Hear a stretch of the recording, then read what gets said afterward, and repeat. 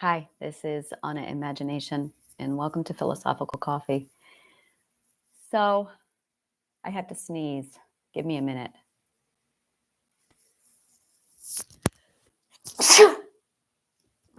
Excuse me. All right, so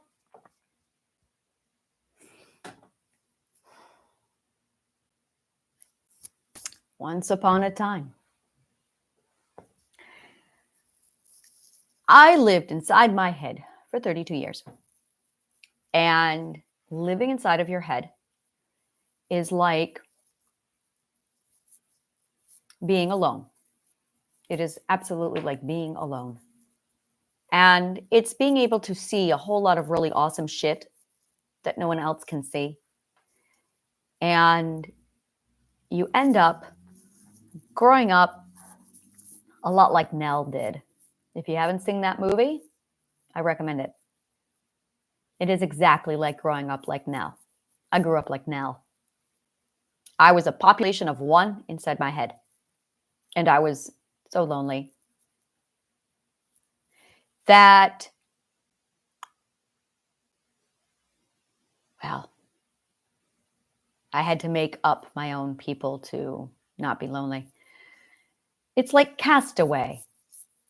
It's exactly like the movie Castaway, except imagine him not being gone for 5 years. It was for 32 years. So I lived Castaway for about 32 years. As I said, lonely. And in the year 2023, well, in the year 2020, I finally figured out, well, I hadn't figured out, I was free. 2020 was the year that I got free from my enslavement, my literal enslavement. But 2022 is when I got free from my mind. And I thought I made it. And then I realized that I had to translate. And it would take me another year to discipline my mind. And then it would take me another year just to communicate, to learn the language. Now, fortunately, I know a shit ton about communication, language, connection, how words work. And my bestest friend is also a linguist, writer, and has like an MBA in linguistics and etymology, semantics. So with our powers combined, she and I figured out how to communicate yesterday. We've been friends for 21 years. And there was this massive barrier. There's no other word for it. It was a barrier where, oh, you can say words, but you're not seen and you're not understood. And you're walking into their world all the time, but no one's ever walking into yours. And there's a difference. There's a big difference. Most of us are walking into everyone else's worlds, and everyone else is walled up like, yeah, you're not allowed in my world. I don't even know who you are. I can't even connect with you to bring you into my world. How the fuck do I explain this? So it's like there's a party ship, and we're all on our own ship, and no one ever steps into our ships. We just keep meeting on the party ship. And we've all been meeting on the party ship most of our lives. And you find somebody and you want to be like, hey, you want to come back to my ship and hang out? But you can't say that because you don't even know you want to say that. And you don't have the words to say that. You just have the feeling, but you're going, I don't know, I feel something. So you try and figure out how to interpret what you're trying to communicate. And we've been lost for a very long time. Yesterday, I figured out how to be understood and how to understand her. We required a mathematical formula to break it down. This woman has been my best friend for 21 years.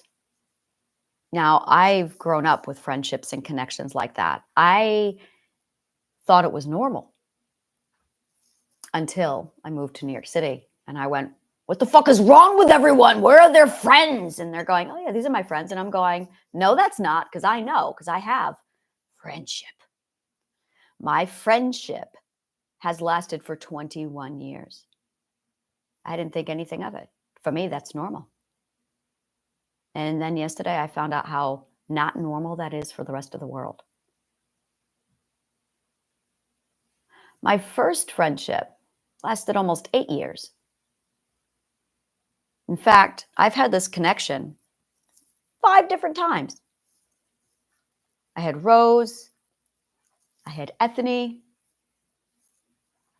I've got my girl Angie. I've got my Imp King.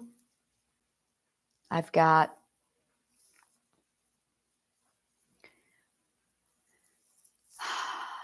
that one person who I'm really mad at right now, and I don't know. It's an ex-husband who I've been friends with for 28 years. And he's just on a shelf right now, and I'm still needing to deal with that. Let me put it to you that way. And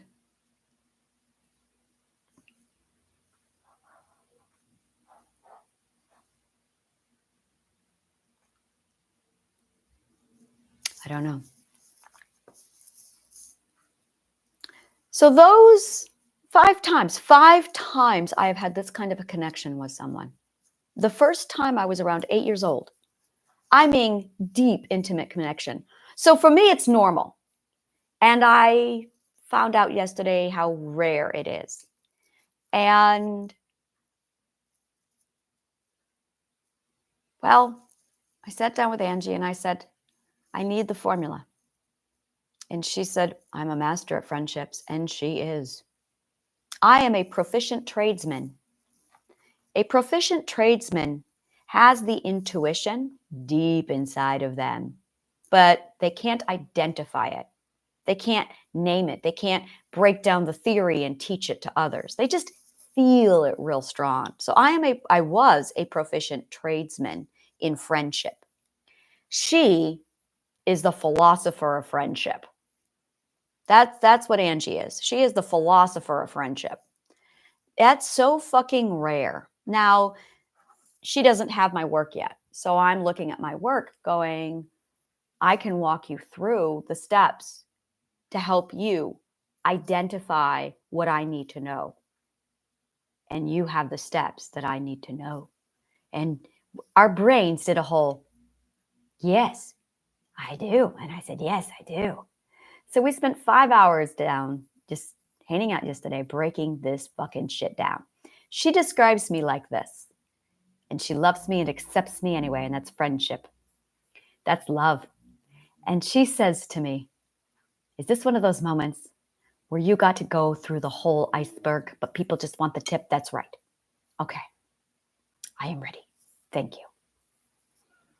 So we broke down the entire iceberg, all of it, because it's the iceberg that I can now pass on to you. So this is what was said. 2 people do not need to have the same interests. In fact, there is no similarities you need in order to have a friendship. All human connection revolves around 3 things. You have to be seen, and you have to be vulnerable, and they have to accept you. That's the only requirement. It's a big requirement, but it's the requirement. You have to be absolutely exposed, showing, this is who I am. This is me. And they have to see it, your vulnerability. They have to bathe in your vulnerability, in your exposure. They have to look at your exposure and then judge you and accept you. It's vulnerable. And once they've chosen to accept you in your vulnerability, then you are loved. Then you are loved. This emotional state, and I asked her this. I said, what is this? What is the emotion? I want you to imagine the emotion. And she did. And she summoned up the emotion. She just wallowed in it. We sat there wallowing in it. And I said, I need you to name it. And she goes, I don't know. It's je ne sais quoi. No, no, no, no, no, no. I said, it has been je ne sais quoi for too long. And that's the problem. It needs a name. Because once you name it, you take the energy and you put it inside the word. And then you go, look at this. Look at this. I got this. And then I can say the word and gift it to you. And now you have the emotion. That's how emotions work. That's how words work. But you have to have the right word. So, what's its name? And she did this whole breakdown of just, what's its name? Home. Home. And I went, well, son of a fucking bitch. Home is not a place. It's an emotion. Home is an emotion. And I went, home is an emotion. Home is a complex emotion. It takes 3 simple emotions to make up home. Complex emotions. A lot of people, no one knows about complex emotions. So emotions are literally energy cocktails. It's a recipe. And when you understand how emotions work, which I cover on Philosophical Coffee, this is all I talk about, is the ethics and emotional recipes. That's all I do. It's like a cooking show for your feelings. That's all this is. It's a cooking show for your feelings. So you learn how to use your emotions properly. You use how to manage and cook with your recipe, your emotions, and then you can make your own cocktails. You can literally mix and match. I hypothesize that there are 144,000 emotions. So we are putting all these emotions together. And right now we're at simple emotions. This is only simple. You get more as you get more ethical, but then you got to learn how to use them. That is what the ethics teach you, is how to use them. You learn them in the 7th, 8th, and 9th ethic. The 7th, 8th, and 9th ethic teaches you all of the power economics you need to manage your emotions and use them properly. So I'm sitting here mixing this cocktail, and we're able to put the name home on it. And I'm going, all right, home is an emotion. Wow. So then we were able to take, and I'm like, okay, now let's break down the complexity. This is mathematics. This is going, okay, if I were to break down all of the emotions that are contained in the emotion home, what are they? And there's 3. There is safety. You have to feel safety, and you have to be vulnerable and seen. You have to be exposed and seen, but you don't get to there unless you're safe. So safety, exposed and seen, and then accepted. When you have those 3 emotions, you have home. Now, in order to get to that point, there's a couple requirements, prerequisites for the emotion home. The prerequisites is you've got to feel safe enough to take off your mask. How do you know you are home if you never take off your mask? To show people who you are, to determine if they see you. How do you know you're accepted if you never let anyone know who you are? You have to take off the mask. We all have deep, deep, deep, dark secrets. Doesn't mean they're bad. Doesn't mean they're filthy or dirty or sinful. It just means that they are deep. I spent last week showing my partner all of my deepest, darkest secrets. And that's when I realized how little he actually was being allowed to see me. I'd never done that with anybody. All I did for the last 7 days was just peel apart all of my masks and then stand there completely exposed with, these are my truths.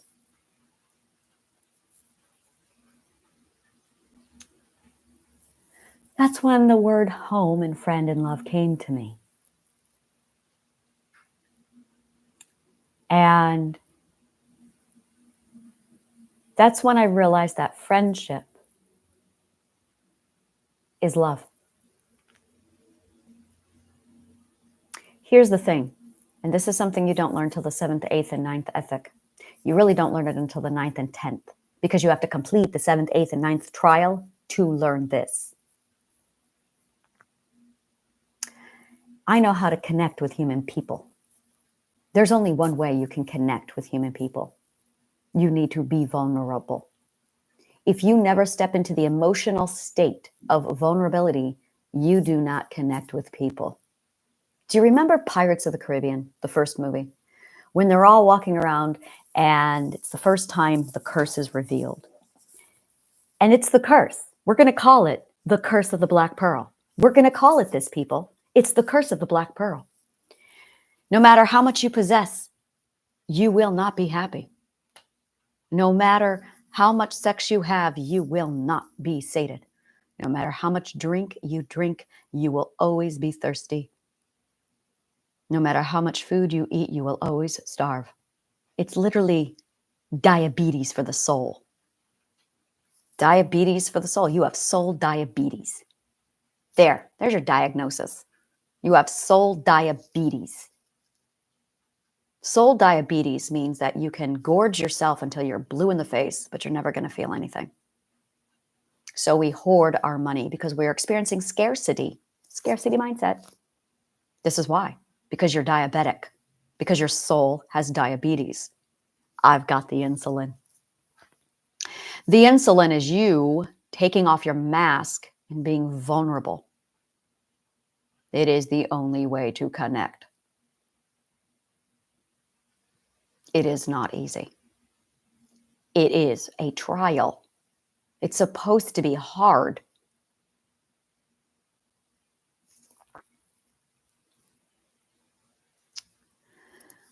Every time I say things like that, I'm wanting to impart on you that it is going to be hard. And it doesn't have to be that hard. You can choose.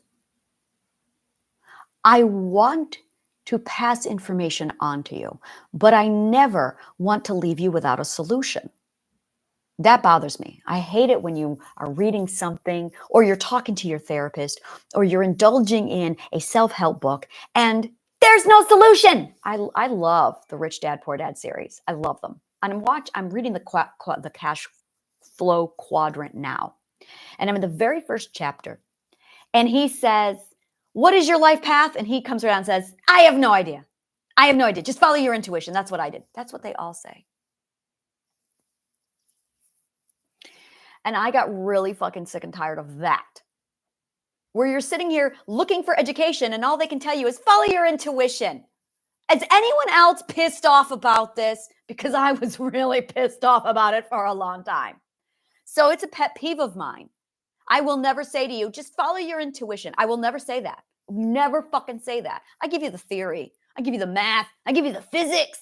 I go, here you go. This is how you do it. This is why follow your intuition works. It's because it's your mathematical metric of logic so you can compare it to something else so you can balance the equation to find out if it's true. And you're comparing your logical truth against Mother Nature's logical truth to figure out if it's balanced or not. That's why you should follow your intuition, because it's literally a logical barometer to determine if your equation is balanced and is true. So I'm looking at all of this, and I never quite understand, and I'm still working on this, the variable, the precise ratio of, I want to give you the information you're looking for, and it's all in education, it's all in learning, but it's the kind of stuff that's not compiled yet. I'm working on it into an actual subject. It's done, it's finished, so that you can just go through the course and learn this shit. And when you go through the course and you learn this shit, you walk away going, oh, so that's how you do adulting. So I'm looking at all of this, and I sat down with her, and this is another one of my wonderful one, when we figured out the home and the love and the friendship, and I went, oh, it's when you're able to be so you without having to hide any of you. Vulnerable means not hiding. That's what vulnerable means, not hiding. That's its true name. It means being exposed, and it's not weak. It takes great courage to do this, doesn't it? Weak is the last thing vulnerable is. Vulnerability is the strongest thing there is. That's a lie that they tell you to manipulate you, to change your scope on purpose. The Genius Game tells you who did it. So I'm looking at this and I'm going, okay, we figured out home, we figured out love, we figured out friendship. And then I realized that there are 3 categories. I love these categories. And there's basically what you can expect. And I loved writing these down. I loved writing these down so much before I deleted them on accident.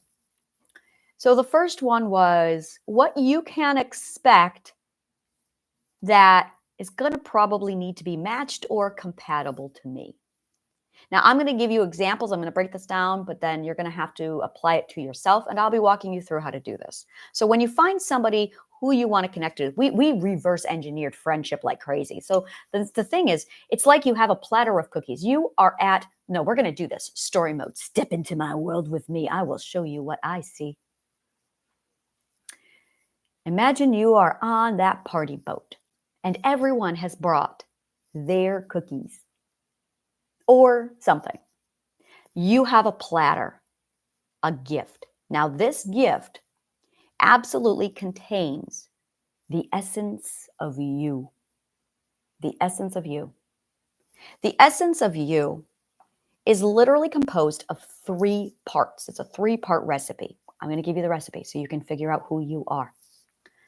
Now, the essence of you is going to be broken down into the things that you can expect from me, and this is going to be in first person. It's literally, imagine you and I have met on the ship, and I walk up to you with a platter, and I'm setting the example.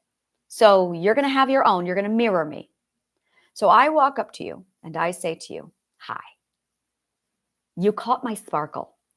You caught my sparkle means my intuition told me to come speak to you, or something about you just sings to me.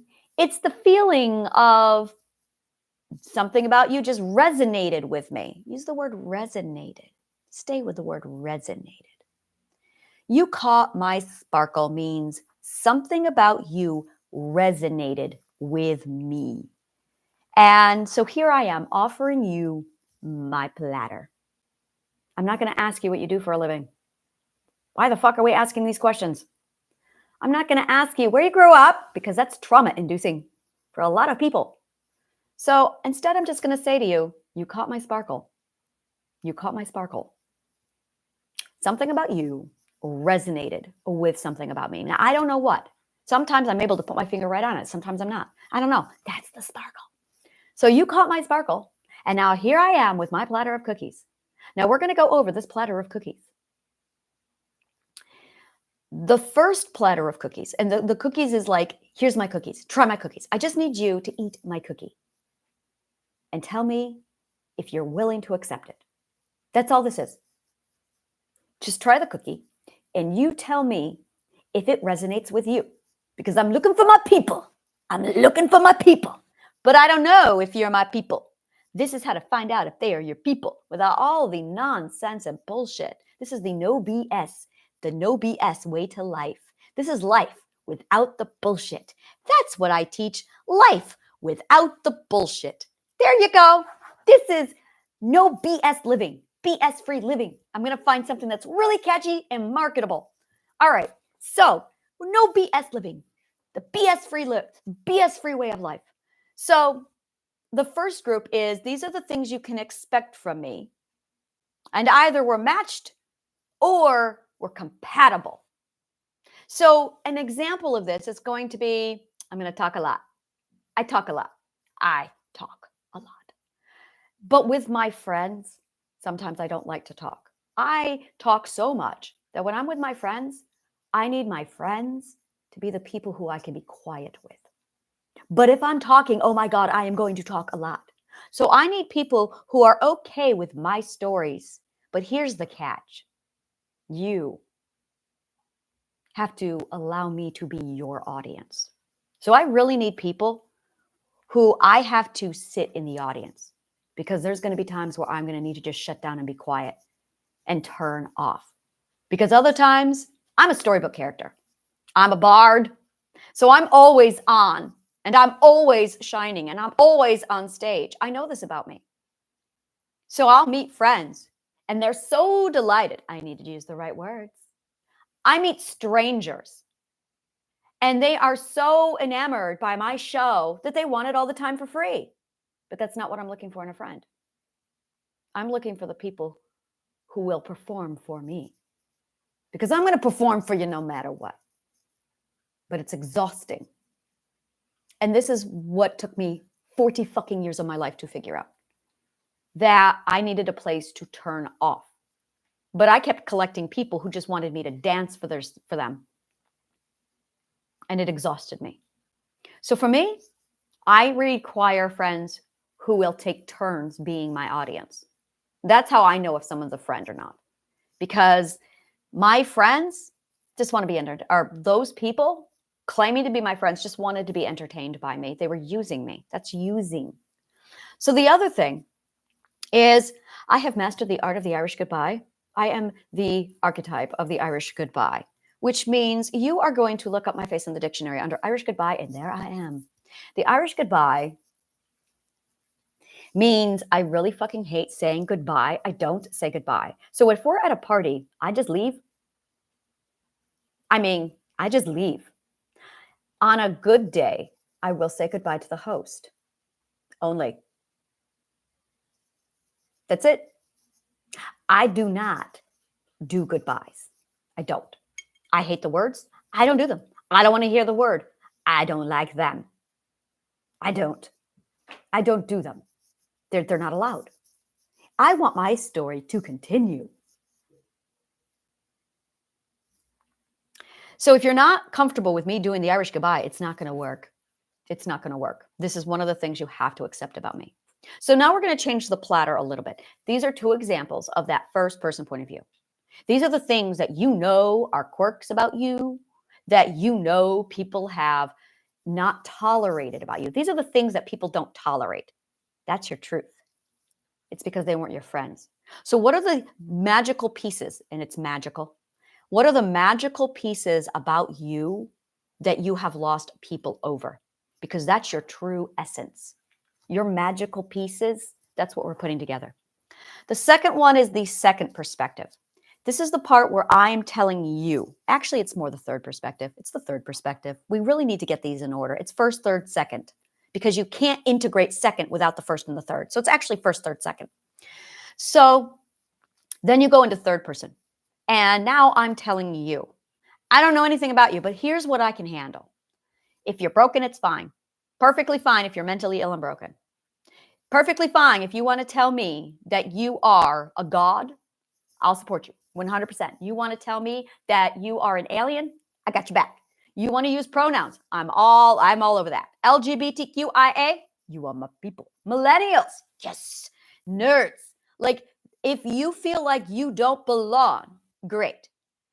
Nonconformity? Fantastic. Conformist? We're going to have, I can accept it, but you got to accept my nonconformity. And then there's the rub. These are all the things I am that if you are, great. You've got an open door with me. And then the third batch, the third grouping of the recipes is ironically, these are the boundaries. These are where your boundaries are. This was like a holy fucking shit. These are my boundaries. These are the deal breakers. These are the things that you cannot be and I will not accept. Isn't this? I love how it is. It's like this is like this massive holy fucking shit. What are these doing here? Here's the boundaries. Wow. No violence. You cannot be violent. Now, I'm a vegetarian. I'm okay if you aren't. I don't care what you do. Please be respectful of what you are eating. That's my thing. But I'm not going to police you. I don't do that. I don't enforce other people. Just be mindful and respectful. I would rather you learn about my vegetarianism than judge me. That would be nice just once, is to have people ask. That would be great. I actually got into this with my girlfriend yesterday, and she said that vegan and vegetarian, she's like, I just don't understand it. So I asked her. Vegan and vegetarian begins around 6 ethical perspective. And she's further into the self. She is much further into the self. So for her, it's also not ethical to eat plants. Now, because she doesn't want to be a hypocrite, she's not a vegetarian or a vegan. She consumes meat, especially bacon. And for me, well, my story is really graphic and gory why I am a vegetarian. So I don't really tell people why. That being said, it's, I told her the story, and this is what she said to me. I had no idea vegetarianism could be trauma related. Yes. Vegetarian is very trauma related. People who are vegan and vegetarian arrive at an ethic, and in most cases, we are forced to consume. And in our ethical minds, it's cannibalism. That's putting it very nicely. It is very much, for a vegan and a vegetarian, a kind of cannibalism. And we have to figure out how to deal with this on our own time and in our own way. But a lot of people don't. They don't respect it. They hide it, they sneak it, they force it, which reinforces the trauma. And I was subjected to it for 40 years. I could not watch Silence of the Lambs or Hannibal Lecter because of this. So it's hard. I can't go near there. Like I said, it's a really graphic story. But when I explained my story to her, and she was just dumbfounded that it was trauma-based. And I'm like, yeah, it's trauma-based. It's trauma-based. And there is,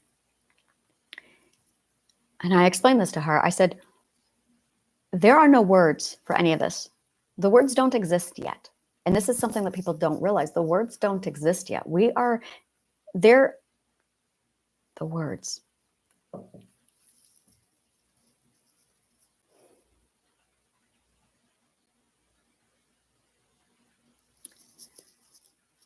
As you journey into the self, you find new levels of consciousness. Our entire culture is composed of the 4th level of consciousness, language. Words come into existence because they are needed. So, most of our words are birthed from the 4th level of consciousness, which is actually unawareness. Isn't that ironic? The 5ths, when you get into the 5th level, you can get by with the language from the 4th perspectives. But when you get into the 6th perspective, there's no language. There's no language. And now you've got a bunch of people who can't articulate precisely what they need to say. It's a language barrier because the language doesn't exist yet. So everything starts to be spoken in metaphor. There's no precision to it.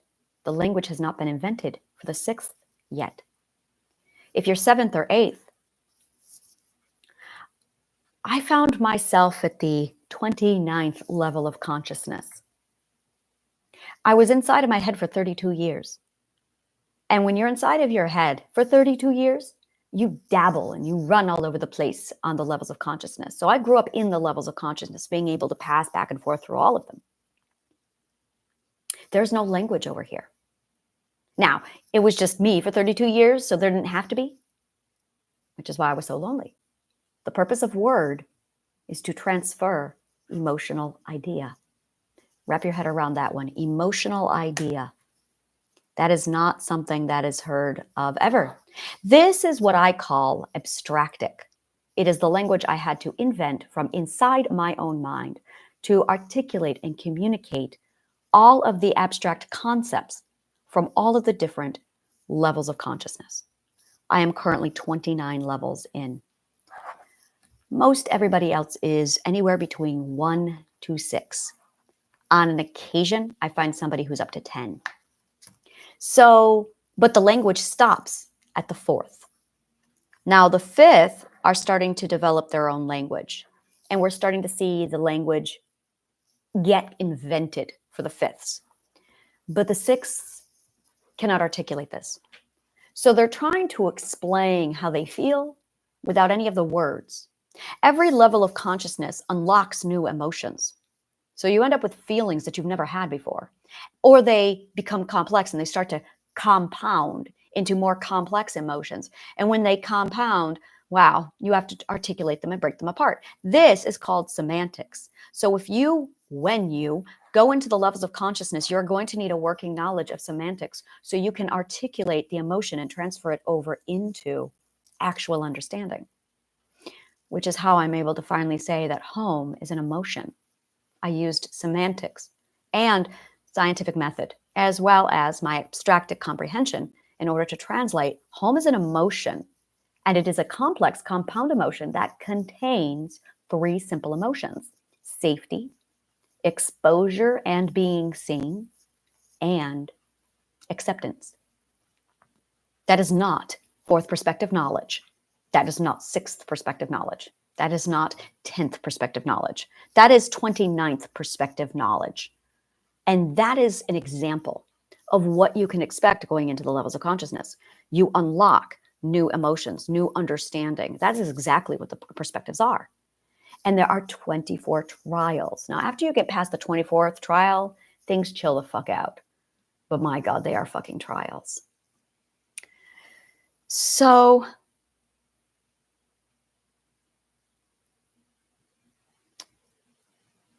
going back to this cookie, we're on the ship, the platter. When you put together your essence, the ingredients of your essence, it's literally asking yourself these 3 questions. What can they expect from me? What are all my weirdness and my quirks and my true self that they have to be matched to or compatible to?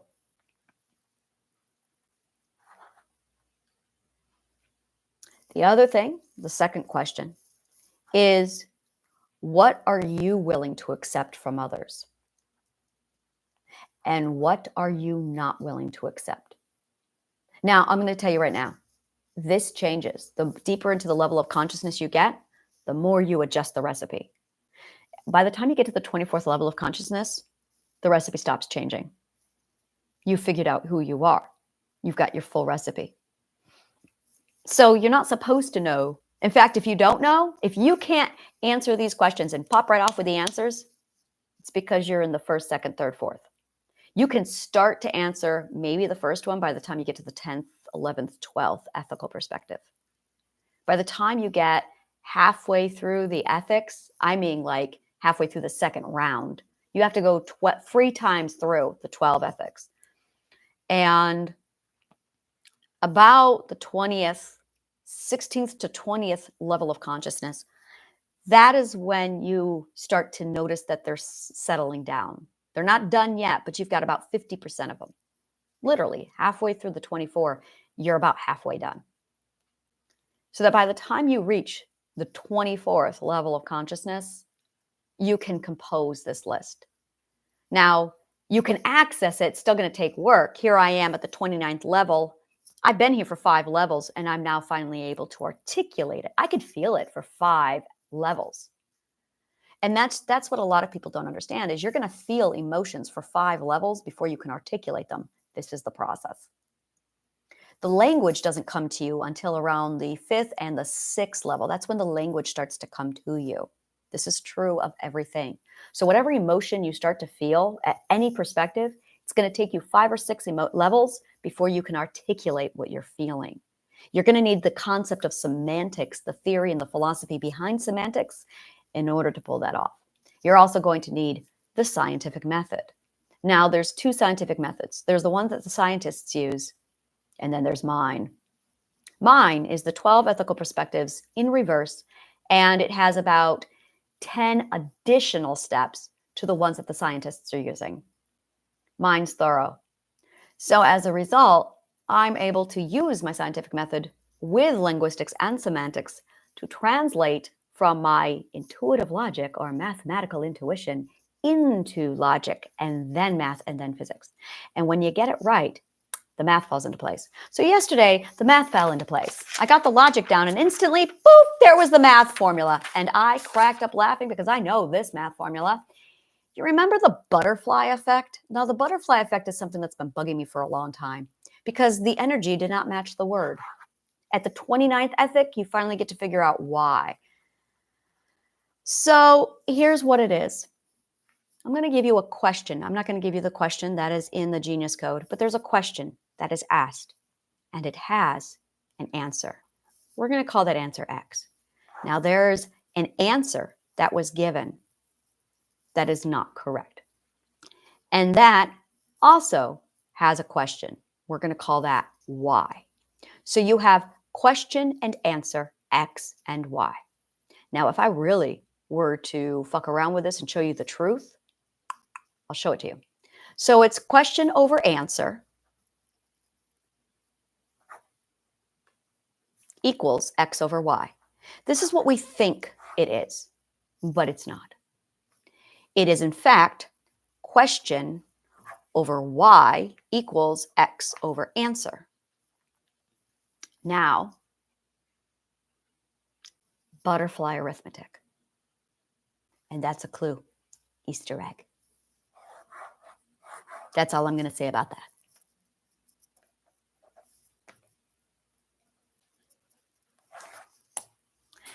So that's when the math came in. And I went, son of a fucking bitch. There's the math. And it was awesome. So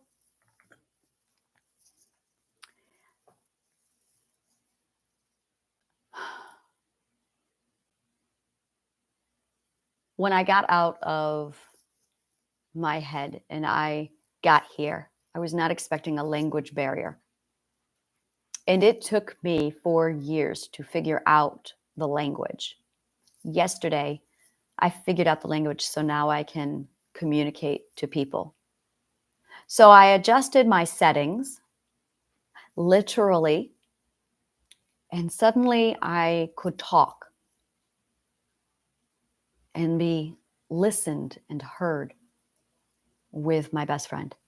And that's all we did yesterday was talk for 5 hours because I could finally stand on the same wavelength with her.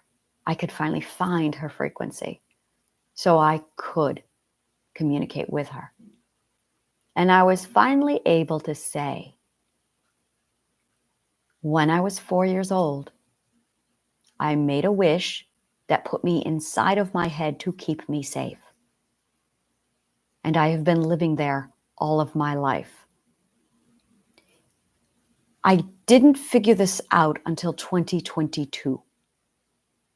And then in 2023, I got out, but then I had to learn how to speak the language here. I thought I was out in 2020, and I immediately began learning the language, not realizing I was still in my own head. But in 2023, I got out of my head, and then I really started to learn the language. And then in that conversation with my dear friend yesterday, I was able to figure out the language translation code, which we see in the 13th warrior. And I used the same technique with the 13th warrior that allowed me to finally articulate what I needed to say.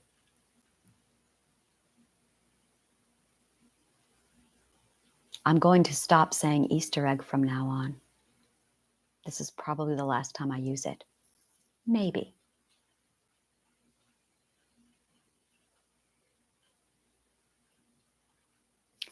So I was able to explain to her that I can now articulate this world that I grew up in.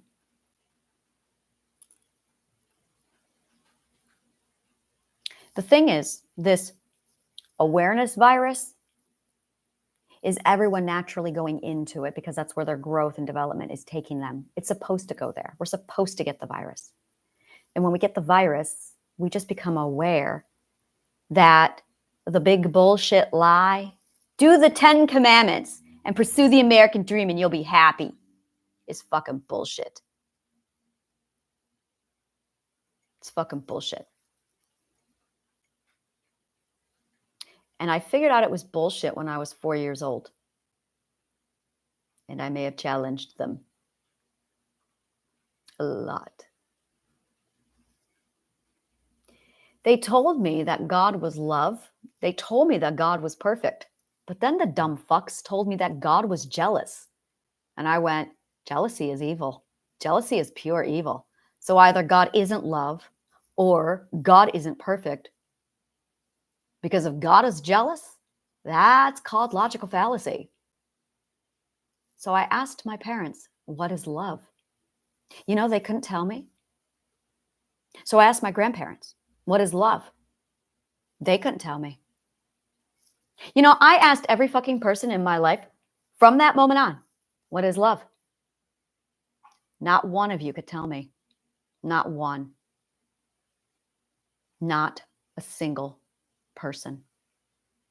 No one knew what love was. Oh, everyone could tell me what God was.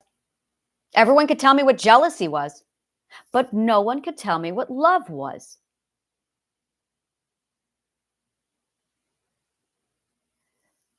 And then my mother told me she loved me. And I'm going, but you don't know what love is. So how do you know? In mathematics, we have a law. Truth is consistent.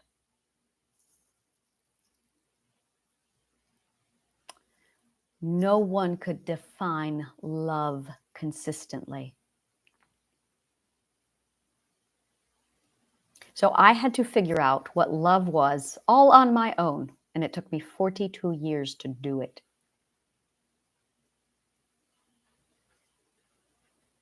Love is home. Friendship is home. It's when you can feel safe, vulnerable, and exposed and seen, and still be accepted. That is love. And that is why most people, if anyone, can actually define it, because no one actually sees it anywhere, because everyone's wearing a mask. So if you want to know if you're loved, you're gonna have to take off the mask. And if you feel like you're not safe enough to, emotions are logical. The emotions are always right. You're not safe enough to take off the mask because you're not safe enough to take off the mask. So get where you are safe enough to take off the mask. And because I can't leave you without a solution, Try to Killing Part 1A. Absolutely walks you through the how. Thank you so much. And may the kindest of words always find you.